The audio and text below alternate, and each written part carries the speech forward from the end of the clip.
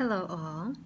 My name is Maritza del Carmen Cordero Bordas Hurtado, and Hurtado is from my husband. As soon as I married him, I added his last name, and what I did is I actually took off my middle name, but I left my maiden name, Cordero, as my middle name. So that would be easier on all my documents to have Maritza Cordero, which is my actual name, and Hurtado, which is my husband's unmarried name. So a lot of people know me as Maritza Hurtado. The story behind my name actually, as what I've been told by my parents, is that my mother's middle name was was Maritza, I'm sorry. And what they decided to do is have me named Maritza, my first name, and my middle name, Del Carmen, is actually the middle name of my grandmother. Her full name is Maria del Carmen Cordero. And Del Carmen is Mount Carmel, from Mary of Mount Carmel. So it's a religious name, and basically Maritza is a derivative of a Maria or Mary.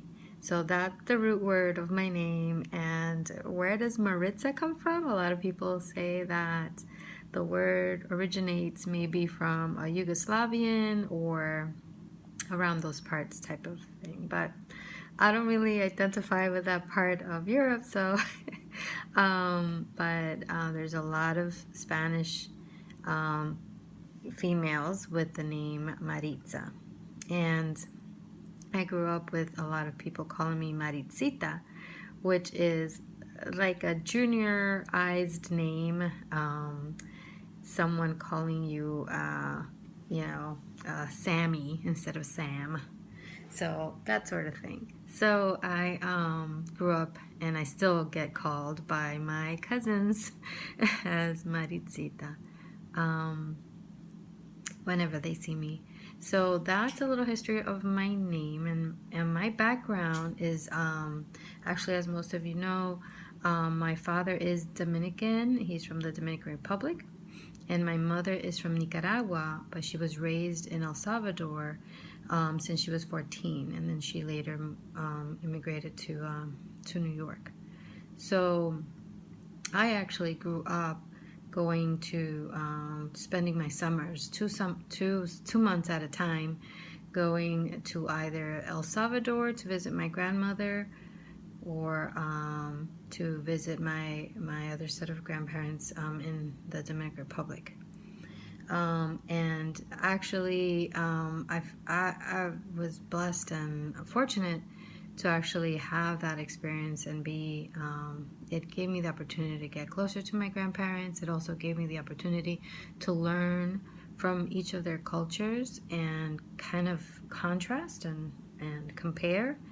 And see the differences, because a lot of people, in the United States do generalize the Latino community, and such as Dr. Dees did say that Latino communities, and it is true, because every Latin American country, even within the actual country, has different cultures, so and different customs. So, and different foods and all that. So it is true what she says about the Latino communities. And I am blessed by growing up with two different types of foods. The accents are different. So when I speak Spanish, I actually, most of the times, don't really have an accent that someone can actually say I'm from this particular place. Believe me, I tried to perfect the actual accent so I wouldn't stick out as a northerner or as an American or as an outsider. But it was really hard. Everybody will always say that my Spanish was a little stiff, or they would detect a different tone or something that would throw it off. So, and it was also funny when we would come back to New York, and with a different accent, because I those things do tend to stick to you when you are in a particular place, and that still tends to happen. My sister tells me that I speak a little more southerner now that I'm in North Carolina, and I'm like, wow, really? Okay. So, I mean, and we're from New York, so, I mean, it does, the lingo kind of does stick to me, and accents have always fascinated me. So that's just a little bit of me. Um, Getting back to how I identify myself, well, it took me a long time to figure it out, and to be comfortable with how I would identify myself if asked that question. Um, I would say that I am a multiracial Latin American woman. And multiracial because I understand, and I have the knowledge that my ancestors are from Spain, from Africa, and the natives that were in the Dominican Republic and in Central America. And you know that Native Americans all were along the North and Central and South America and the islands. So there were a lot of different tribes, and you guys all know the history, I'm assuming, of when the Europeans came and conquered, and therefore my blood or my heritage is very mixed, and it does mix differently depending on where you're from. And my understanding is that the African blood I get is from my ancestors from the Dominican Republic, not from the Central American side. But that could be debatable. But it took me, I mean, I still have to do Ancestry.com maybe to figure it out, but yeah, it would be interesting to do that. But that's how I identify myself. Some people do identify themselves as Afro-Latino. I would not consider myself an Afro-Latino just because of the way I look, and the way my family looks from the Dominican Republic. Actually, I look different than my cousins. They were all light-skinned and fair and had they were all blondes, and I mean, so yes, they do have African descents in there, but I mean, I'm not sure how close or how far away. I'm assuming not that close because there would be more significance in the skin tones, I guess. But I know that there's a lot of features. My hair is curly and all that, and it's because of my dad's side of the family, not my mom's. My mom's tends to be a little bit more Asian looking, more Native American looking, they would say. So anyways, I would check all three, because how can I split myself up into different races? Like, not really 100% black. American, African American people wouldn't really see me as black. I'm not really white because of the way I look. And I'm not Asian because I don't really look Asian either. So what am I? So it took me a long time to figure it out. And that's why I check all three. Thank goodness that I can check more than one. So that's how I check off race.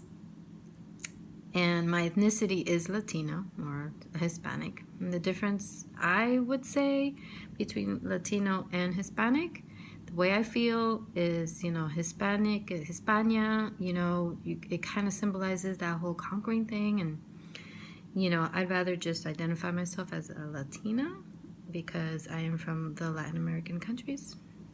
So, my family is. And I am a New Yorker. I was born and raised there, and, you grow up with a different way of thinking, a different perspective on life, the hustle and bustle, the quick pace, the get things done, the that sort of thing. Also, you have that whole, nobody's gonna, hold me up because I'm big and bad. I don't know.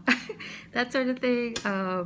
You kind of just grow up like that, walking the streets, taking the subway, at an early age by yourself to go to school, and, walking fast in a crowded street. All that makes you a New Yorker, I feel, and that's something because, I didn't really leave New York until, 2007, so I'm still a New Yorker, born and raised, I guess, so, but that's also part of my culture, and being from the North is a different culture than being from the South.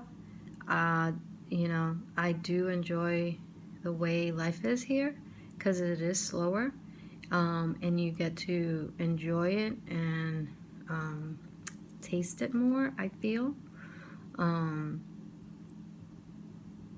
So those things sometimes you miss when life is too quick and too fast. So I feel that just because I've been in North Carolina now more than 5 years, that I can consider myself a little bit of a Southerner, but not that much. But yeah, that's my background in a nutshell. I just wanted to give you that perspective on me, that background on me, so that you kind of understand my worldview, if you would say. How I just take all of these things of my experiences and the places I've been, and how I see myself to identify with other people, maybe to work with other people, to understand other people, and empathize. I feel that that's really important. The fact that I'm very eclectic, it has allowed me to help a lot of different people, and feel very fortunate for that. There was a period in my life when I didn't feel fortunate to be so ethnically diverse. I felt different. I felt that I was an outsider, that I didn't fit in. Even within my own household, because even in Latin America, there's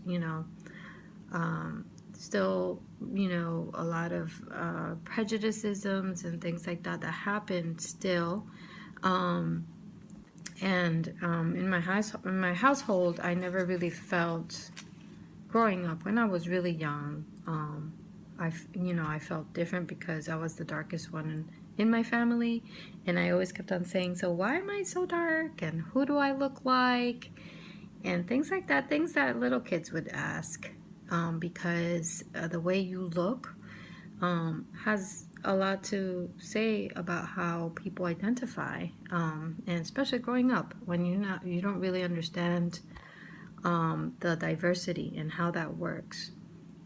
And that, in the Latin, I always say in the Latin community, we're all rainbows. You never know what you're gonna get when you have kids. So, and it's very interesting how we're all mixed, and how that all also can bring us together, because we're so diverse. But yeah. Because we can identify with each other a lot easier. So I think that's the end of my video, and I hope that you enjoy my PowerPoint and that you learn a little bit more about me. And if you have any questions at all, please feel free to ask me when you see me, or text me or email me. Would love to answer any questions you might have, and if you're interested about all the different foods and all that stuff, I would definitely answer all those questions. And thank you so much, and I appreciate your time.